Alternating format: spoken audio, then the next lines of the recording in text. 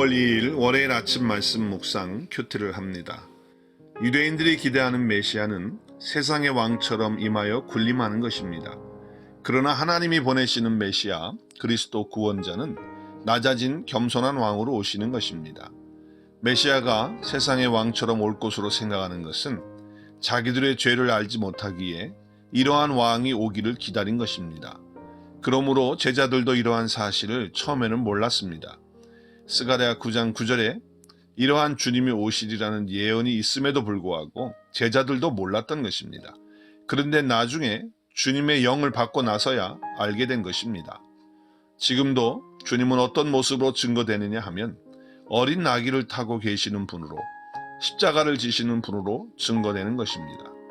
그러므로 재림 직전까지는 아직도 구원의 때입니다. 아직도 은혜의 때입니다. 그런데 사람들은 어린 나귀를 타신 즉 십자가를 지신 주님보다는 세상의 것을 위한 주님으로 생각하고 있습니다. 스가랴 선지자는 메시아 예수님에 대해 어린 나귀를 타고 오셔서 에브라함의 병거와 예루살렘의 말과 활을 끊어버리실 것이라고 예언하였습니다. 그런데 이것은 적들의 병거와 말과 활, 즉 전쟁 무기를 제거하여 버리는 것이 아니라 유대인들의 병거와 말과 활을 없애버리시겠다는 것입니다. 왜 그런가 하면 하나님이 이스라엘을 구원하시는 왕으로서 병거와 말과 활을 의지하지 못하게 하신 것입니다. 구원함에 있어 병거와 말과 활, 즉 사람의 노력과 공로는 무용지물이라는 말씀을 하시는 것입니다. 병거와 말과 활의 힘이 구원하는 것이 아니라 언약의 피로 하신다는 것입니다. 그래서 이어서 스가랴 9장 11절에 너에게는 특별히 너와 나 사이에 피로 맺은 언약이 있으니 사로잡힌 내 백성을 내가 물 없는 구덩이에서 건져낼 것이라고 하셨습니다. 언약의 피로 구원하시는 것입니다.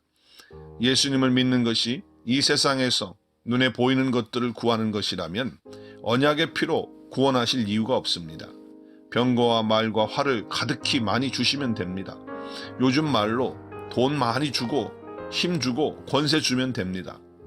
심지어는 교회를 다니는 사람들도 이런 어린 나귀를 타고 오신 주님을 원하지 않습니다.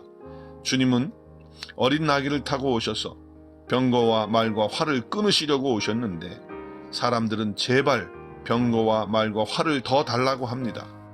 그러므로 주님이 자기 백성을 구원하시는 길은 친히 어린 나귀를 타고 오셔서 병거와 말과 활을 끊어버리시는 것입니다. 이것이 구원의 길입니다. 지금까지 내가 세상에서 귀하다고 여기는 것들을 끊어버리시는 것입니다. 그래서 세상에 있는 것이 없이는 못 산다고 하는 것들을 다 끊으시는 것입니다. 내가 단지 의지했던 것들을 끊어버리시는 것만이 아니라 어린 나귀를 타시고 낮아지신 주님이 나의 구원의 근거가 된다는 것입니다. 어린 나귀를 타신 왕이 죽으시고 피 흘리심으로 자기 백성을 살려내시는 것이 구원입니다. 언약의 피로 나를 구원하시기 위해 어린 나귀를 타신 주님을 호산나 호산나 찬양하며 세상의 병거나 말이나 활을 의지하지 않고 주 예수 그리스도의 이름만을 신뢰하고 자랑하며 구원에 굳게 서서 이 복음을 전하겠습니다. 오랫동안 주님을 따라다닌 제자들도 예수님께서 왜 나귀를 타고 예루살렘에 입성하셨는지 처음에는 알지 못하다가 나중에 알게 되었습니다. 나도 주님의 제자가 되어 교회를 오래 다니고 목사가 되었는데도 말씀의 온전한 뜻을 잘 깨닫지 못하다가 나중에 알게 되는 때가 있습니다. 주님의 말씀의 뜻에 무지한 자가 되지 않고 항상 바로바로 깨달아 알 수 있도록 성령님의 도우심을 오늘 아침에도 구합니다.